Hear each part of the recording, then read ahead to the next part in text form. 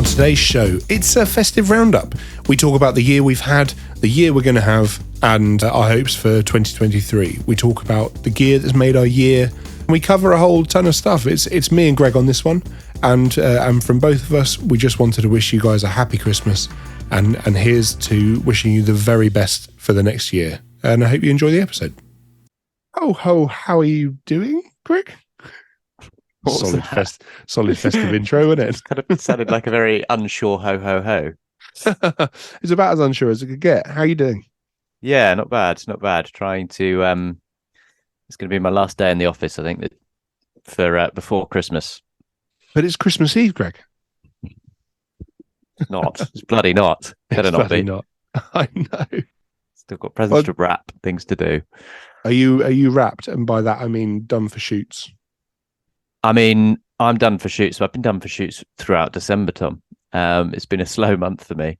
So I've mainly been kind of catching up on post-production from shoots in November, and just kind of other little bits of housekeeping, doing some planning for 2023, etc.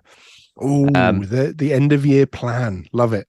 Indeed. Love it. Well, no, it's not a proper end of year plan. I tend to do that kind of post Christmas. If I'm honest, I don't want to be. I don't know if it's for you, but my boy's off nursery this week, and so I've tried to, in my head, when I was a kid, kind of having Christmas was a real, so there's things that is a real treat, but it always used to be slightly disappointing that it's basically a day, and then Boxing Day and Christmas Eve. And so I quite like it being more of a kind of festive period where you actually get a run up to it. And I think that's one of the joys of being a freelancer, is that if you choose to, you can actually say, you know what, I'm going to actually not work this week and I'm going to spend it with my family and kind of have that, if you're in a position to be able to do that. Not everyone is, but say, right, actually there's not much work on at the moment, I might as well just take it off and enjoy the time, because people in office jobs with bosses don't get that choice necessarily. No, I completely agree. I also feel that actually sometimes, if work is slow, you're almost better to just take a little bit of time off, because it's just like, you might as well, during COVID, when everything was quiet, I took a load of time off because I was just like, it just feels like we're screaming into the void. Yeah. There's no point in me like, right, do you know what I'm going to do? I'm going to email out 1,000 people. It's the week before Christmas. Yeah. No one's kind of doing anything, and no one's kind of wanting to do, meetings and stuff on Christmas Eve. Just take the time off and enjoy it. And also, when you've got a young family, it's kind of also that thing of being able to spend time with them as they're getting excited about things, etc. It's just an absolute privilege. So. Well, it is. I mean, that is it, isn't it? You nailed it. It's an absolute privilege. It's one of the reasons, it's one of the main reasons I became a photographer. Be in charge of my own, being self-employed, be in charge of my own calendar, do what I want, wear what I want, which is why I'm wearing this festive elf outfit. Actually, we're doing video now, aren't we? So yeah, so people can't tell. Oh, the illusion. It's spoiled. I'm sorry. I'll have to go and put a hat on. But yeah, it's one of the best bits about the job is we can do whatever we want all the time, and spending time with family at Christmas is super important, and they'll remember it, hopefully. Yeah. I mean, it is a funny thing though, as a photographer, like you don't get many through work it can be difficult to actually get that many Christmassy kind of things coming up. I probably have, like, they used to have a lot more kind of Christmas parties that used to be done. I know that there's a for clients, but also for some of the industry peeps do Christmas drinks, what have you. I've not done many this year. I had one earlier in the week, which was a lot of fun. I probably had too much fun. Bad Decision Bear came out, and Bad Decision Bear. But I had a really fun time, actually, because I was a contributors drinks, and there were a few people that came up to say, "Hey, I listened to the podcast." So that was kind of unexpected, but also encouraging to hear. Especially seeing as one of them had flown in for the party from Norway, and that's proper. That's commitment, isn't it? To fly in for a party from Norway. I know. And then to be in a room and go, hey, I listened to your podcast. I was like, cool. So he's probably our only listener in Norway, but still, Scandinavia, here we come. We Hey, I will mean, look, be, I'd be so up for doing a live broadcast from Scandinavia. yeah. Like, Well, I love that whole part of the world. so yeah, Ovind, if I'm saying your name correctly, big shout out to you and thank you for coming up and saying hello. And I actually also bumped into a few old friends of the show. Lucy Locht was there, Oh, how is being she? fabulous and glamorous. Of course. She was on excellent form. Mr. Tom Parker was there, I think, from episode Oh, Mr. 2, Parker. Brilliant. being very entertaining and booming. And who else was there? We had well, actually, a new one of our very recent podcast guests, Sophia Spring Oh, was yeah. there. Brilliant. Well, Um, the yeah. if I'm right, people don't know she's coming on. Oh, has she gone out yet? No, she's going to be in the new year. There we go. Well, here's something. Here's an exclusive. So Sophia Spring is obviously coming on the podcast, and it's a really good chat. Yeah, it was a really useful one actually. If you don't know her work, here's you can go ahead and do some research before you get to listen to her chat, which will be the next episode that comes out. Speaking of which, though, we've got some things in the new year that we want to be doing with the podcast, haven't we? We do, and we want to talk to you guys. Well, it's less talking; it's more because it's a pre-recorded. We kind of have to tell you about them, and then what we're going to do is we are going to run a series of polls via the stories on Instagram and try and get as much feedback from you guys as possible, if that's all right. Because we started this podcast originally to help, and now we want to continue it as long as we possibly can. It's an absolute blast doing it. I know I've said that in the past and stuff, but we really do love doing the show.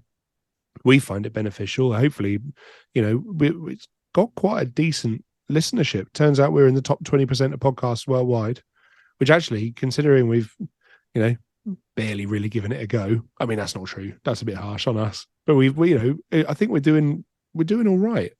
But yeah, I mean, we're basically, we want to try and improve. Running a podcast is really time intensive, and we really want to keep this going to provide as much quality as possible for as long as possible.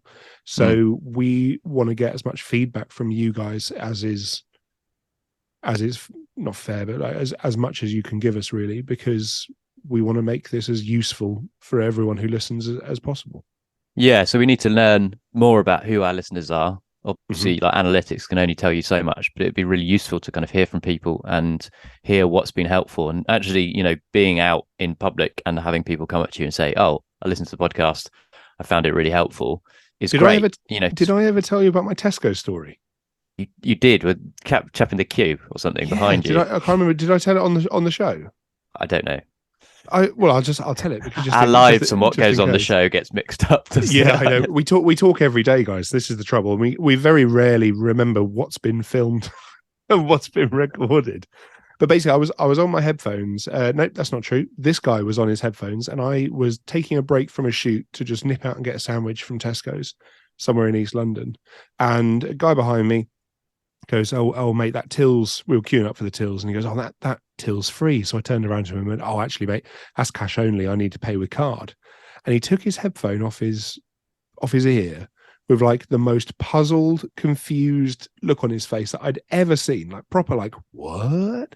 And he goes, Tom? And I was like, oh shit, hang on, oh crap, do I know you? Is this like this awkward thing? And he goes, no, I'm listening to you right now on the podcast, and your voice weirdly melded into my ears. And I was like, oh look, would you look at that? Isn't that a nice coincidence? But yeah, it turns out it's getting about, which is really nice. Yeah, I mean it's helpful though to kind of have that feedback from people of what's working and what's not working, like what shows are hitting the mark, what's kind of interesting to you, what's useful. So yeah, we'll be pushing that out, some polls, so watch out on the Instagram stories for that. But also we want to figure out kind of moving forward, we've got some ideas about where to take the podcast. We're thinking of putting the the show's up on YouTube on a new channel. Mhm. And, just because it's another place where people can access it and listen to it, you'll have to see our ugly mugs, but, hopefully Sorry. that's not the worst thing in the world. You can tell when Tom's lying about wearing an elf costume then in future episodes. I know. It's going to take a lot of the magic away. I mean, I lie about what I'm wearing in almost every episode. So we're going to be doing that. We're going to be looking at also creating some groups. Well, part of what we're looking to do potentially is to find a way to fund the podcast. And one option is to set up a Patreon. Another option would be to do a tip jar system. Another option would be to reach out to potential advertisers. Now, obviously, me and Tom do this, in our spare time in and around work. And all that spare time we've got. we have obviously running costs, and we have costs in terms of time. So we're just trying to find ways to help monetize it, but in a way that doesn't put it behind a paywall and that doesn't kind of limit who has access to the information. Because, it's, I think, hopefully useful information if you're just starting out in your career, or if you've been doing it for 20 years and you just want to hear stories about what other people get up to and what their approaches are. So yeah, we'll be looking at various kind of funding options. And with the Patreon, if we do decide that route, we're thinking about the various kind of tiers that will be there. And one of them potentially is access to a kind of private group, which will either be on Discord, Facebook, WhatsApp. We haven't fully decided, but we're going to ask about that because we want to know, like, what do people actually use? I mean, personally, I only use Facebook these days to sell stuff on Marketplace. And I don't. I'm not even on Facebook. Yeah. So if we do that, then you'll force Tom to go on Facebook, which is not something I'm massively happy about. I should quickly point that out. But there's also an option of maybe doing like a private members WhatsApp group. Yeah. That we have a hidden link to, and then if you donate, I think the idea would be that the group would be on the lowest tier, and the perks would get more impressive, obviously, as it goes up. With the top tier, maybe one-off payments, maybe us doing portfolio reviews or tech help, or just having chats with us in person, not in person, but on Zoom and stuff. You get a date night with Tom. Well, I mean, that would be dull. I mean, I feel like we should set it up and be like, you can actually have a date night with Greg. Mm-hmm. There we go. In his shed. That's going to get way more subscribers. So in his shed. So we're going to try and figure out, what things do people want to see? Like, if we were to do in-depth gear reviews or product reviews, is that of interest to people? And is that something that's kind of, if we did walkthroughs through our kit, if we did walkthroughs of our workflows, but more in depth than we ever go into on the pod. We're open to ideas. We're kind of open to see what people think they're likely to kind of support or not support, and if so, why, really. Mm-hmm. So look out for those polls, because we are looking to kind of figure out an approach fairly early on in the new year. We have got some great episodes coming up. We have another talk with a fantastic photo agent, actually, and photo consultant, who is full of really good tips and advice. That's kind of going to be early in the new year. We are hoping to speak to a male model, to see their perspective on the industry and how things work on the other side of the lens. I think that's a really interesting kind of dialogue to have, because it's not something that most people would necessarily think too much about or consider, but obviously it's incredibly important if you're working with professional models. So we've got all sorts coming up, actually. Well, also, Greg, we're trying our very best, because obviously, as you can imagine, it's quite difficult at the minute. But we are also speaking to a couple of my friends from Ukraine, and that is currently a logistical tricky. It's a tricky one, but we're currently working on that to bring an interview from Ukraine, to speak to the guys from Mule Carts and some, basically just hear kind of what it's like. So that one should be fascinating. Yeah. But again, if you guys have got anything that you think, I'd really love to hear from somebody who does this, or from this aspect of the industry, or this side of the industry, or this perspective, then again, that will be one of the poll questions. So please, like, send over your suggestions or what you'd like to hear, because we're doing this for you guys, the listeners. Like, that's at the end of the day, there's no point us putting this out if it's no use to anyone. Well, And I so mean, the thing is, if we don't get your suggestions, we'll just chat to our mates, and it'll be like I said, us being down the pub. So you might as well just fire some names over, suggestions, you name it. Like, don't be afraid. Like, I know it's like you don't want to be. Some people might feel silly or whatnot. There is no judgment here. Send in anything, like anything at all, because you never know, eh? Exactly. You don't ask, you don't get. Yeah. So, I mean, moving on from our little sales pitch, I guess we should do a kind of a wrap up of the year. It's been fine. So what are you looking forward to about 2023? Yeah, indeed. No, this year's been better than last, but it still doesn't feel like everything's kind of like firing on all cylinders. No, it doesn't feel pre-pandemic levels of busyness or just society functioning the way it should. Tell you what though, it does. I'm actually genuinely properly excited, and this is not me being like, oh guys, listen to the podcast. I'm really excited about 2023. I am actually really excited about the year, like the next year. I feel like, I know, take all the economic stuff and kind of all the doom and gloom away from it, but I'm like pumped. Like, I am genuinely like ready to like get going. Like, I just kind of want to be let off the leash and I want to just go. Like, I really like excited. the kind of end of year period where you can fully switch off, but then there's always that kind of period as you come back from Christmas when you start to get kind of excited about, the potential, and start to plan and kind of plot what you want to try and do that year, New Year's resolutions. And yeah, I think that's important. I think, like, for me, one of the things I really want to try and do more of in 2023 is going to be, I've realized the importance of manufacturing inspiration. So I work best when I'm excited about the work and inspired by other people's work that I've seen, I think that's everyone, given me ideas. I think it is, but I think it's very easy to kind of rely on that inspiration just coming in organically. And I feel like, especially with the way the algorithm is on Instagram and stuff, and the amount of adverts you get, that used to be quite an interesting resource. You could go on there and you could see work and you could be inspired by it. But increasingly, I find I just get shown stuff that is, I don't know, just I feel isn't relevant or isn't exciting. And, I've actually got to go seek it out. And there are plenty of people's works who I love to see what they're doing, because I just love everything that they do. And I just, I look at the work and think, I wish I'd shot that, but in a positive way, because that's the other thing. You've got to be careful with that in terms of it affecting you in a negative way, which, a lot of people have experienced that on Instagram, social media. Well, that's very interesting. So I had a couple of epiphanies this year. One epiphany, bizarrely, came to me by Theodore Roosevelt. Have I told you about this? He's dead.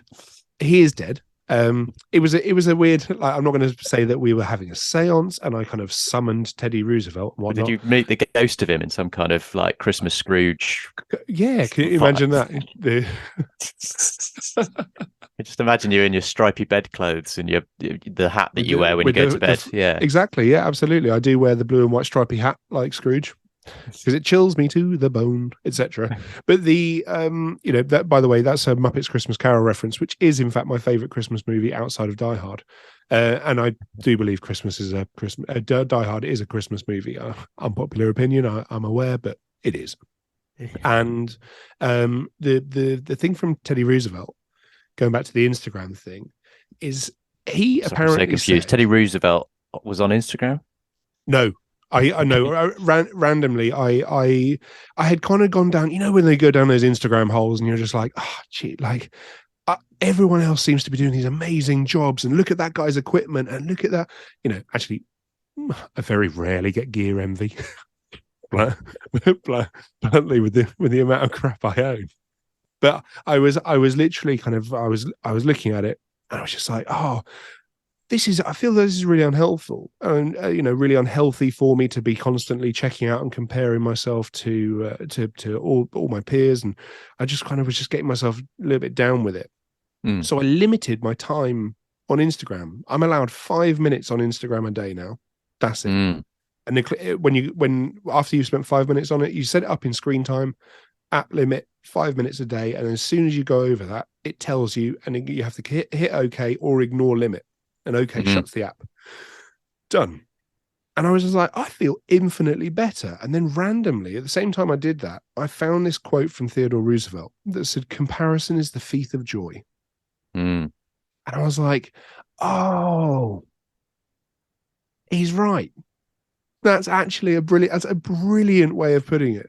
And I know I think it might have been Mark Twain who said comparison is the death of joy, but basically the vibe's the same, isn't it? Right. And so I stopped comparing myself to other people's work, and I'm infinitely happier.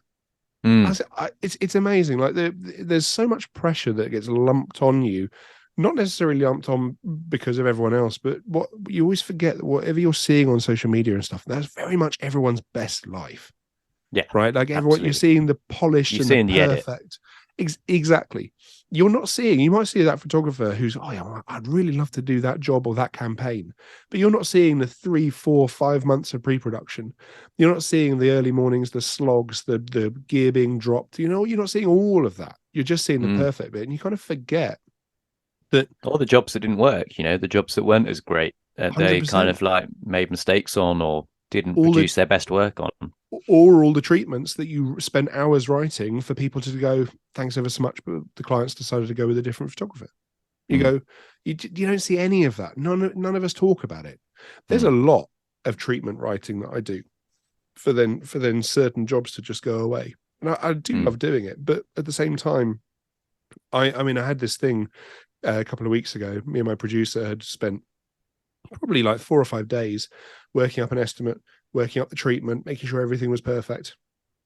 And then we saw the job being shot by someone else. And I was a bit like, ooh, like to the heart a little bit. At the same time, I'm like, cool, I'm glad they got it. Glad that job actually went ahead, because we didn't know if it was like, up in the air and whatnot. Yeah. But I saw that on Instagram and I was a bit like, do you know what? 5 minutes is up. I'm out.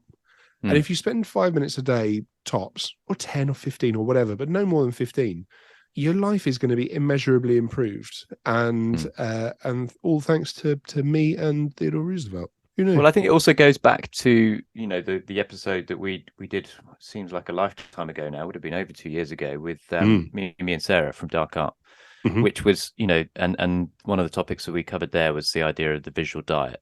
And I do, for me, that was quite a revelatory thing when I first heard about that, in the sense that everything that we are consuming visually is actually having an effect on you, in the same way that everything you eat has an effect on you. And if you are constantly consuming stuff that starts to have a negative mental impact on your mindset, then that can happen in a very subtle way that you're not actually fully aware of it. Yeah, it can trigger kind of all sorts of internal thoughts that can lead off down quite dark alleyways. And to go back to what I was saying, I feel like you have to seek out stuff that excites you and inspires you, and then that's actually something to be actively doing as part of your job, in a way, to be trying to kind of find those things that get you excited and they get you fired up, because that's when you're going to be like chomping at the bit to do your best work, and be excited about a job and the opportunities that it could provide, rather than just seeing it as a job that you've just got to get through and problem solve. So I think for me, 2023, I'm going to be more proactive in seeking out that kind of inspiration, more proactive in being aware of what I'm consuming visually and maintaining it.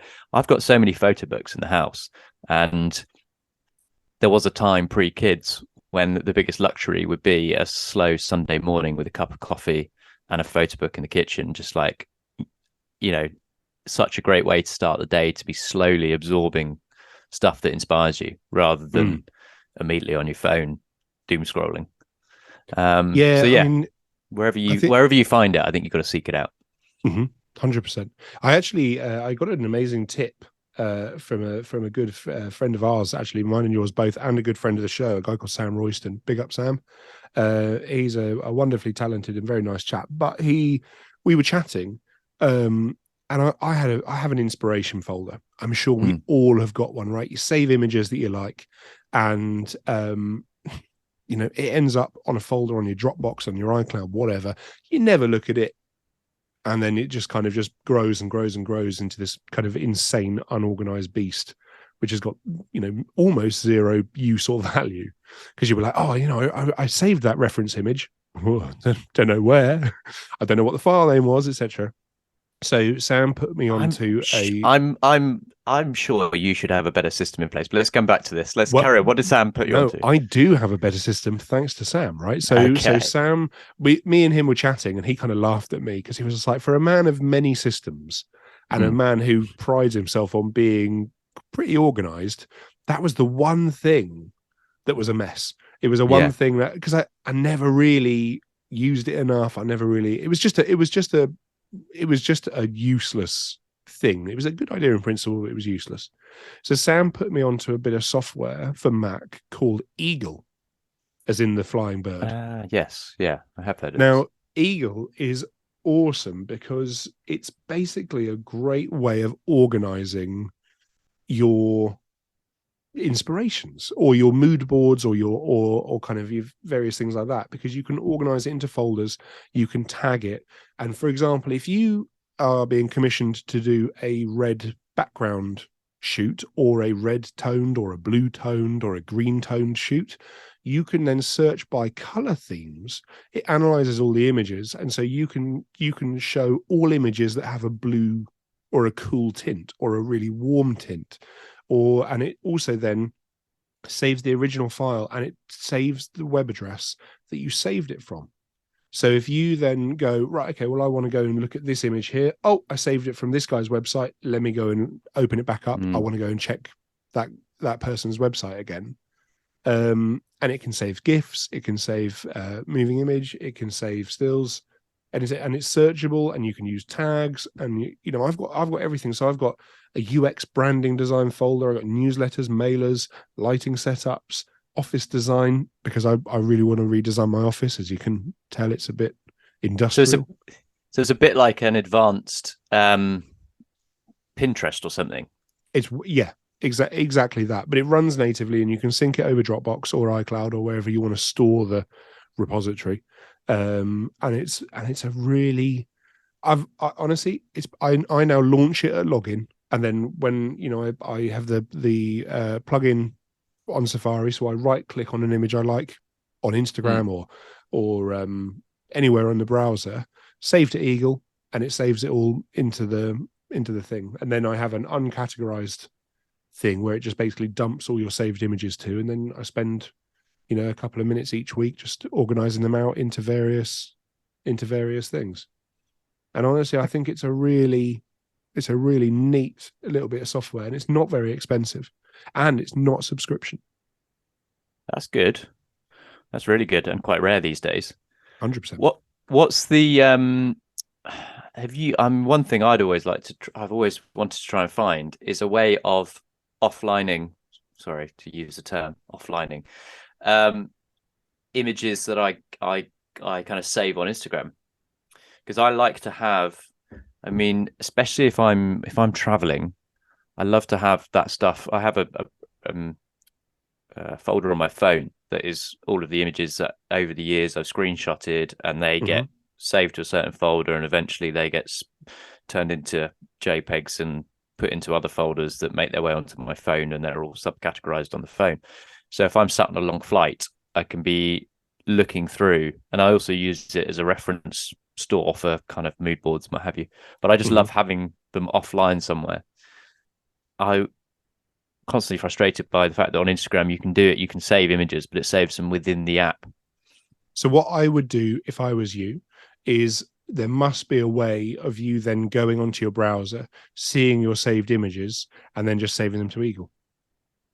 Maybe. Yeah, I should have to look into it. I think honestly, I think that's probably I find my phone is being less and less useful for doing stuff like that because we're creating processes that really most people won't ever need or use. But for us, it's a kind of a useful thing. And it's I would look at that. Well, there we go. Maybe 2023 is year of the eagle. What is 2023 the year of, actually? Oh, I don't know. Actually, what in terms of Chinese New Year? It is not the Chinese year New of Year, the Chinese. year of the rabbit. Nope, year of the dragon. Nope, year of the tiger. Honestly, Google's kind of useless. You can find so many different things. That's literally the first three results. 2023, year of the rabbit, dragon, tiger, kumquat. kumquat. No, it has to be an animal, doesn't it? I think it does, yeah. Okay. Chinchilla? That'd be a good one. I don't think there is a year of the chinchilla. I would love a year of the chinchilla. They're so, I mean, anyway, that's by and large, they're very sweet. Dusty, they're very sweet. I don't know. I wouldn't trust a chinchilla as far as I could throw it. Well, you could throw them quite far because they're not that big. So can I just step in and say we're not encouraging people to get into a chinchilla throwing contest? Peter will be on our back. It'll be shut down. Let's not do that. We are for the ethical treatment of animals, especially chinchillas. Well, look, while we're talking about things that have maybe changed things, I mean, Eagle's been great for me. I don't know if the listeners know, but historically, I've liked equipment. Just in general, I like it a lot. It's one of my favorite things about the job. And I don't know if you've bought anything that's. Well, you just admitted earlier to spending time online looking at other men's equipment. I mean, I'm envying it. To be honest, I do that a lot. I'll hold my hands up, Greg. That's how I spend most of my time. So what kit have you got then this year that you wouldn't be able to live without? Oh man, well there's been a couple of things. I mean, I still swear by my Stream Deck. You know, yes. I have the Stream Deck XL.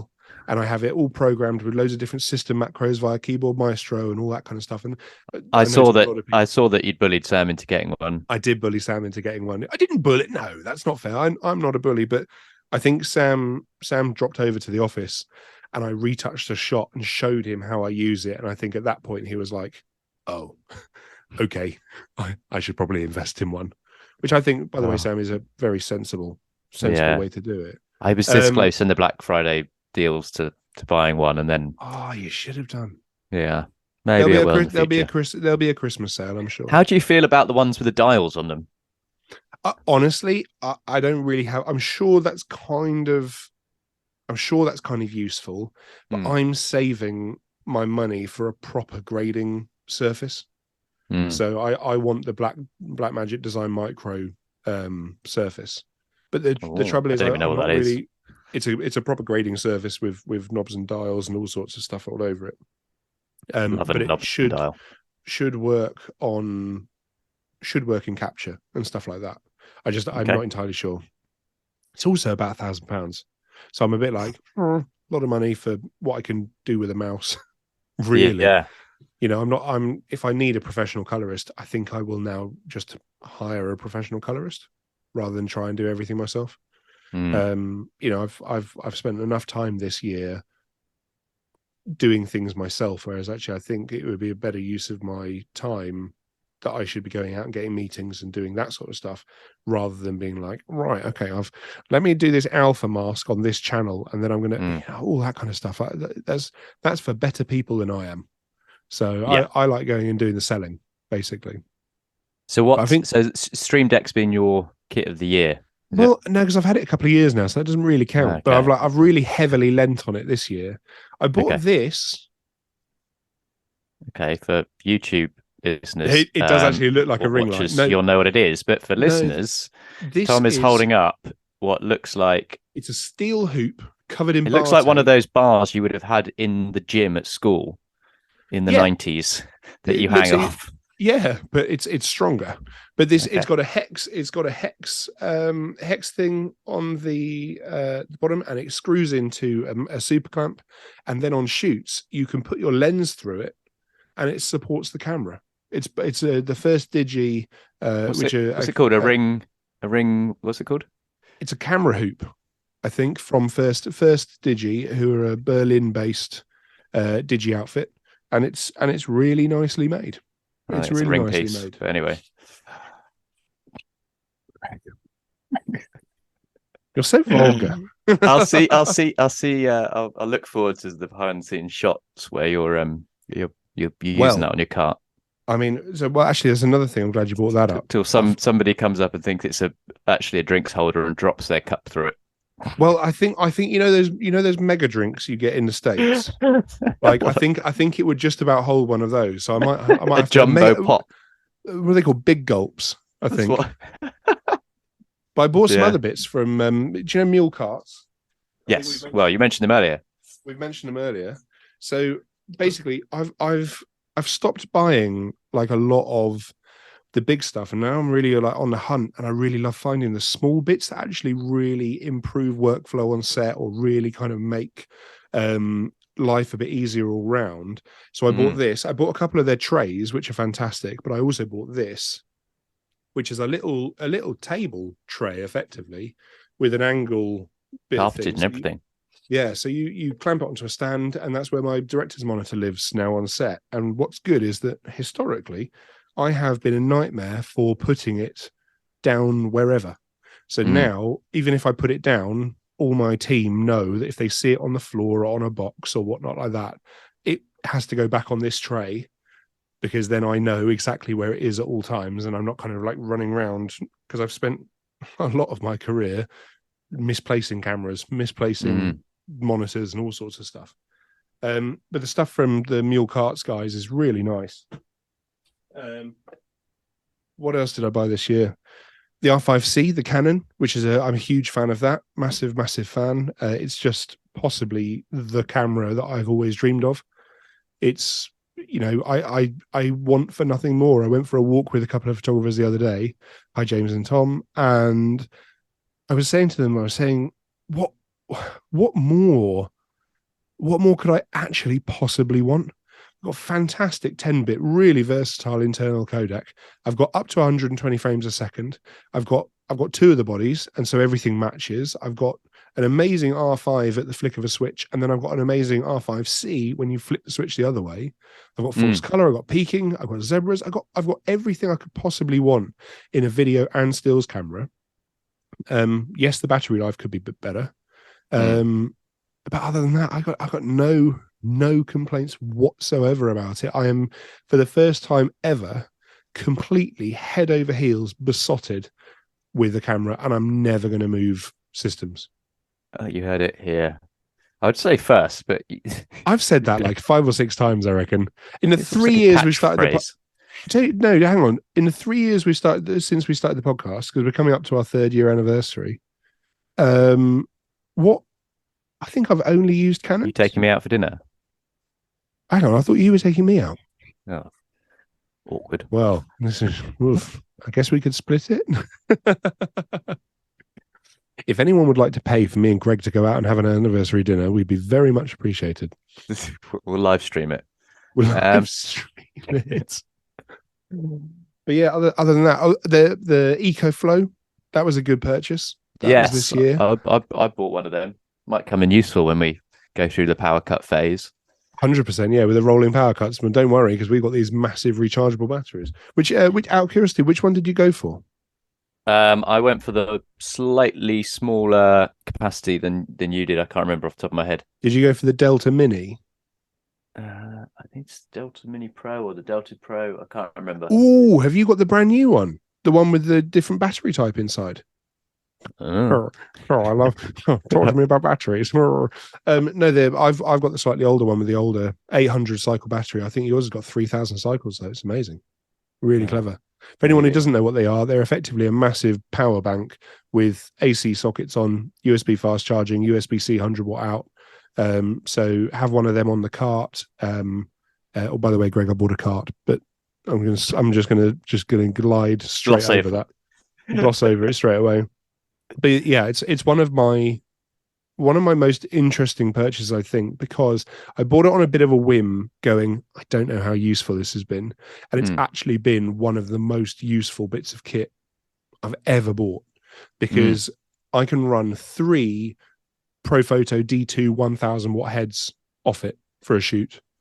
For a decent amount of time. Like I ran it for like almost a full day without the modeling lights on. And because obviously they only use that 1,000 watts when they're charging back up. So it's not 1,000 watt continuous. And so I think I ended mm, up getting about 5 or 6 hours with the modeling lights on and off out of the battery. And I was running a 1200D aperture from it the other day, but I was getting over an hour on it. The 600C that I've just bought, I was running that, and I was getting a couple of hours on it, 2 or 3, mm. and I was just like, this is amazing. I finally got the power in continuous that I can now have out on location, or I can run a smoke machine, or I can, run. We were running 2 Disco ISOs lights. or disco lights, whatever. Well, I mean, that's what the apertures really are. I have them all set up so when we wrap, I have like a party lights that all kick off. Party But scene. party scene.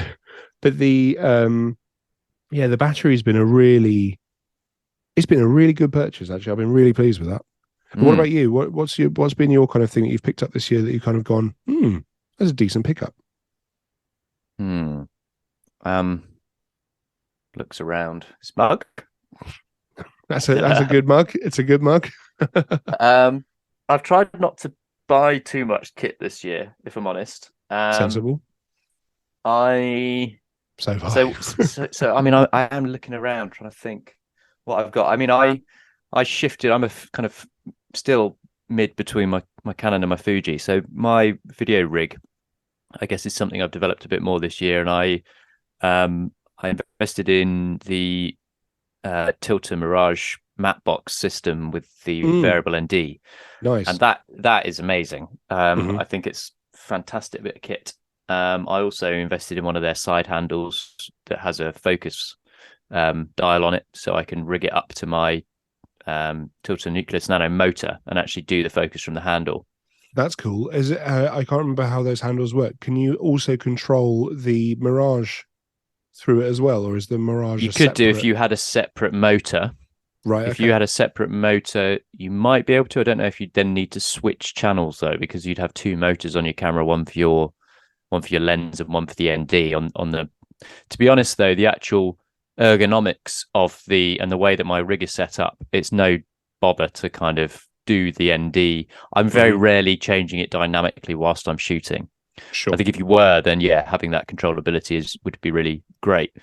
But yeah, really robust kit. I also bought one of their shoulder rigs, so now the whole system sits on a shoulder rig, so it can quickly go from being a kind of handheld rig that I use on a bean bag, effectively, Hmm. like a cine saddle style thing. It goes from that to being able to be shoulder mounted quite quickly, Right. which is helpful. Hmm. So yeah, so that's I've been developing that, which has been quite good in terms of stills cameras. As I said, moved over to the Fuji X-H2, and I have an X-H2S that I use in my filming setup. And yeah, they're great. They're great cameras for especially for more kind of lightweight documentary type rigs where you're Hmm. running lenses strapped to you or around your midriff or whatever. Quite often on those type of jobs, I'll have no lighting, but I'll have 2 camera bodies, with different lenses on them, so that I can be very reactive to what is going on in front of me. And they're really good for that kind of work because they're not too heavy. The glass isn't too heavy. Hmm. By the end of a long day, you've not got like a broken back that you kind of find is a bit more likely if you're lugging around Yeah, bigger because I do. glass and bigger cameras. I do think that is one thing with the Canon stuff. The lenses are, I think, one of the sharpest I've ever used, but they are. I mean, other than the sheer expense of them, because I know a lot of people. I had to chat with someone the other day, and they can't justify the cost of these systems because they're so expensive now. But the weight of them is also. I remember I kind of was telling them, I was like, oh, do you remember mirrorless? It was going to be really small and lightweight. And now, yeah, they've just bought an R5 with a 28-70, which is, you know, I would say considerable weight. Yeah. So yeah, I don't blame you for using the Fujis because they are nice and small. Yes, I think it's but I'm not. I'm still on the fence about going down the medium format route with the Fuji GFXs. I think I possibly 2023 that might be something I do. I've had a lot of photographer friends who have said that they absolutely love their GFX bodies, and the Fuji colors are fantastic. They are really great, and it's exciting to see a camera company that are spending time kind of using all of that technological know-how they developed for making film for God knows how many years and putting that into their kind of digital camera systems. Because I do think that that's one thing that's kind of quite unsexy about cameras is the fact that, as digital cameras, should I say, is that you there's not much that puts them apart in terms of characteristics apart from lenses. A lot of the sensors and a lot of kind of raw files end up being quite flat, and it's actually quite nice to see a company that are producing film profile looks that can be put on. I do think it's the future. I wouldn't be surprised if other camera manufacturers start doing it, because it appeals to the kind of prosumer market and the consumer market. For the consumer market, it's like it's no different to putting a filter on their phone picture. So why wouldn't their digital camera that's umpteen more pounds, dollars worth of money not have that option? Sure. And I think that's what Fuji have realized. But equally, it's quite useful just to have that as a base grade when you're on set. Most people, if you're shooting tethered, will probably put on a base grade. But if you've got a particular look that's developed by a camera company, then you're more likely to want to invest in that camera body down the line because you like the way that file renders. Yeah. I agree. I think if any of the camera companies are listening, and we know Canon do, it would be good to it would be really good to put that in. Sorry, I just got that reference. Yeah, no, I thought you might enjoy that. But listen, okay, right. That's enough of what of year gone past. Let's talk about hopes and dreams for the future. Like I've said, I reckon 2023 is going to be a good year. I reckon every single listener is going to have a great year. You're going to have a great year. I'm going to have a great year. I'm obviously in a very positive mood today. Maybe overly, but I think it's important to keep the community strong. And I think hopefully this pod has been gaining listeners this year and gaining a bit of traction. And, this is why, as I said, moving forward into 2023, what we want to try and do with the pod is because the thing is for us is like we put this stuff out. It goes out there, you guys listening, but there's very limited interaction. So we never get really any feedback in terms of how well it's going or what's working, what's not working, and also just kind of opening ourselves up to questions from you guys and more kind of open conversations. So that's one thing we're going to really push in 2023. And I know we keep threatening it, but as soon as we've got some kind of funding in place, we are going to start doing some live shows. We're going to start doing some live shows with Q&As, and potentially, although Tom doesn't know this yet, we'll put money behind a bar somewhere and have a big piss up. That's very generous of you, Greg. Well done. So, yeah, we're looking to do more of those in person, and also kind of more interactive form of pod.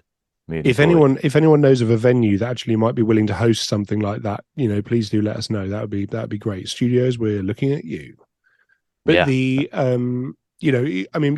personally, your hopes and dreams, just nice juicy commissions that are really kind of get the senses going.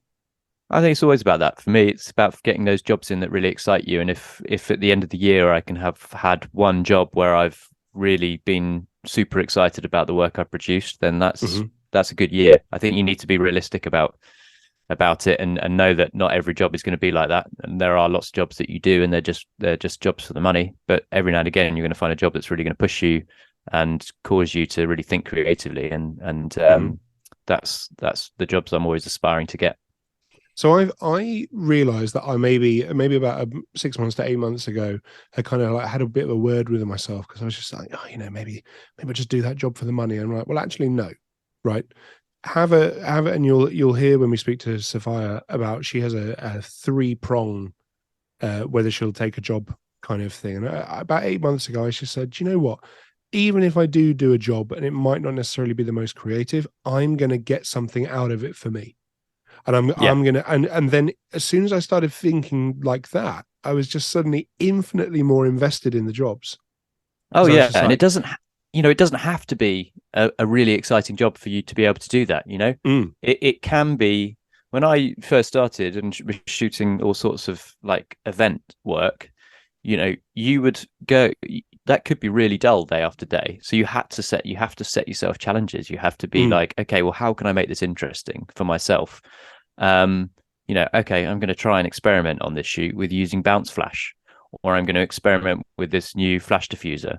I'm going to try and find ways to make compositions that use these things. You almost have to set yourself these milli challenges to be constantly pushing yourself forward, rather than just kind of looking at it like, oh God, I've got to go do that job that I'm not that interested in. Find a way to make it exciting. Find a way to make it interesting. No one has to know that that's what you're doing in terms of your challenge in your head, but set yourself a personal challenge with each job. And as you said, it will turn it into something that actually becomes far more interesting. Oh yeah, no, 100%. I mean, so when I basically had that word with myself, and I basically pulled myself up out of a bit of a funk that I think I was in, I've just loved every single thing since. Like every single job I do, I'm like, right, let's go. I'm 100% in on this. Like I am, my entire being is devoted to getting the best shot. And I feel like personally, I've started kind of producing some work that I'm super proud of. And I'm like, right, okay, cool. Let's keep that going. So I guess my thing for 23 is to just throw myself into everything. And I want to do, as I know I say it every year, and I'm sure we all do, I really want to do loads of personal work. Like I really, really want to do it. Like I'm really like, I'm kind of like itching to get, like you probably hear it in my voice. Like I really want to do it. So that's my mission, is to try and kind of hunt out and find and shoot some really fun, interesting personal work that I can really get my teeth into. Nice. So, well, I guess that's a good place to stop and to say kind of, Merry Christmas to all the listeners out there. I hope that you guys have, a nice time. Sorry, that's a really dull thing to say. Hello, everybody. Happy Christmas, everyone. It's Greg here at the Exposed Negative. I hope you have a fantastic time. Have a fun time. Have a fun your time. Don't eat too much and definitely don't overindulge. I would never give that advice. Do both of those things. Enjoy it. Take the time off. Come back to work fresh in the new year, excited about things. But for now, switch off and relax. Happy Christmas. Then we can put jingle bells like fading out. Hey guys, and thank you so much for listening to the latest episode. If you'd like to stay in touch, there are a number of options for you to reach out. We can be emailed at info@exposednegative.com, and you can find us on the website at exposednegative.com or on Instagram at xnegative. We're pretty good at responding to DMs on there, and we're also on Twitter at exposednegative. You can find us personally on our own private accounts on Instagram. Tom is tombarnes.com, and I am just Greg Fennell. Cheers. Thanks for listening.